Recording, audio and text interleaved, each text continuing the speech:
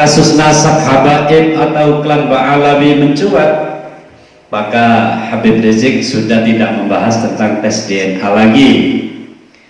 Dan justru sebaliknya, Habib Hanif, menantu dari Habib Rizik Syihab, berkomentar bahwa tes DNA itu tidak perlu kalau sudah ada catatan kitab nasab.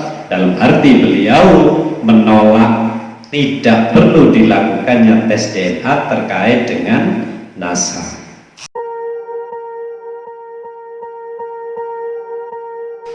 Assalamualaikum warahmatullahi wabarakatuh. A'udzu billahi minasyaitonir rajim. Bismillahirrahmanirrahim. Alhamdulillah wassalatu wassalamu ala nabiyyina Muhammadin wa ala alihi wa ashabihi ajma'in, amma ba'du. Sahabat muslim dimanapun berada, marilah kita mencoba menyimak video dari Habib Rizik dan Habib Hanif berikut ini. Unsur kesamaan DNA dengan DNA Nabi. Jadi kalau Habib palsu ketahuan tuh kalau diperiksa. DNA Nabi kemana, DNA-nya kemana ya ikhwan. Jadi kalau ada menurut nas, menurut catatan udah jelas, nggak usah bicara DNA lagi, udah jelas saudara. Wajib mengedepankan nas dan kaidah-kaidah syariat daripada tes DNA. Jadi kalau ada menurut nas, menurut catatan udah jelas, nggak usah bicara DNA lagi, udah jelas saudara. Sahabat muslim dimanapun berada, menurut Habib Rizik Syihab, bahwa dengan tes DNA bisa menjadi pendukung untuk menentukan nasab. Ya, tentu itu benar. Memang tes DNA itu bisa menjadi pendukung dari polemik nasab, sangat membantu. Yang mana polemik nasab habaib saat ini adalah perlu didukung dengan tes DNA, sehingga tes DNA yang dilakukan pada akhir-akhir ini oleh klan Ba'alawi secara internasional itu benar-benar menunjukkan bahwa klan Ba'alawi itu termasuk bukan dari dzurriyyah Nabi atau tertolak menjadi keturunan Rasulullah SAW. Ini adalah fakta kajian ilmiah tentang nasab dan tes DNA. Sahabat muslim dimanapun berada, ini adalah pidato dari Habib Rizik Syihab dulu sebelum masalah nasab ini menjadi santer ya, sehingga saat ini menjadi blunder. Jadi pidato dari Habib Rizik Syihab, pernyataan beliau bahwa tes DNA itu bisa menjadi pendukung dari penentuan sebuah nasab, bisa menjadi pendukung, termasuk pendukung yang utama. Namun saat ini setelah kasus ini mencuat, kasus nasab habaib atau klan Ba'alawi mencuat, maka Habib Rizik sudah tidak membahas tentang tes DNA lagi.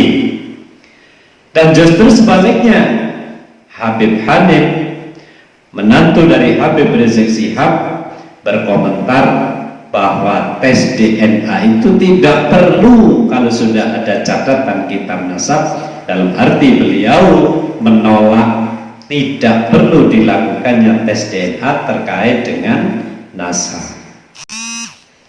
Sehingga dalam hal ini memang ada sedikit pertentangan dari mertua, yaitu Habib Rizik Syihab, mengatakan bahwa tes DNA itu bisa menjadi pendukung dari sebuah nasab, sedangkan menantunya Habib Hanif ini tidak perlu melakukan tes DNA bila sudah ada isbat catatan kitab nasab semacam itu.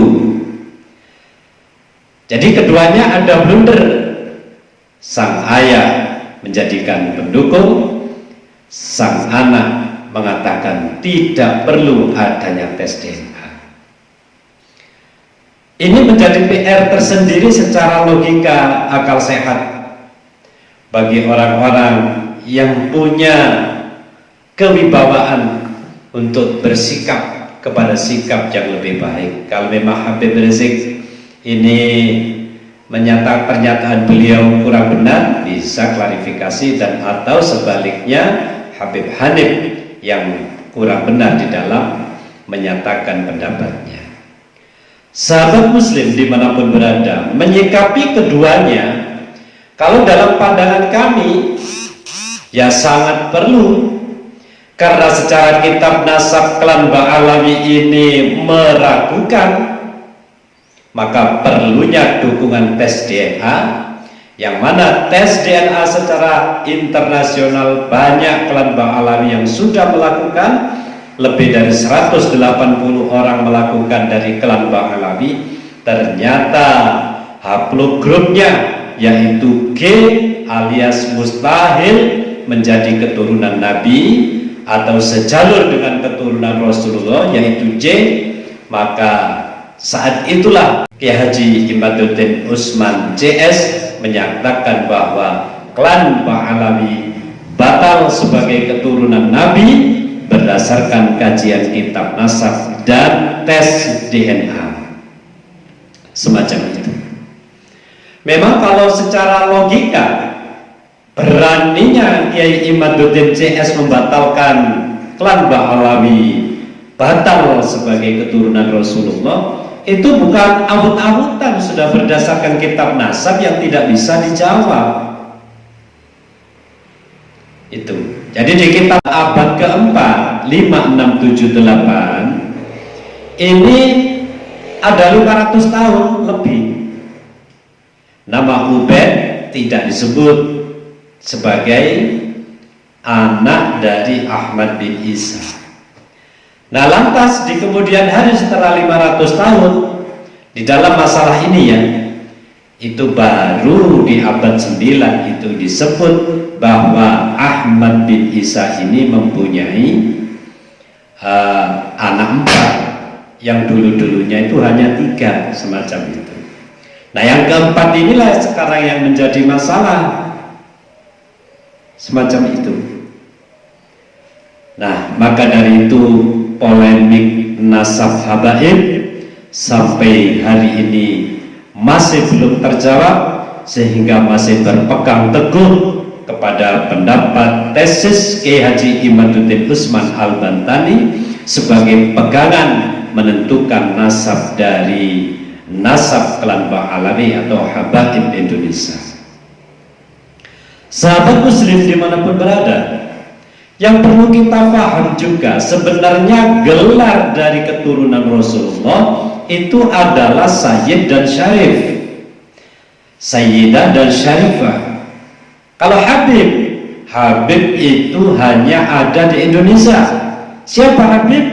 Keturunan Ba'alawi, bukan keturunan Rasulullah. Lalu yang dipertanyakan, Ba'alawi selama ini mengaku menjadi keturunan Rasulullah.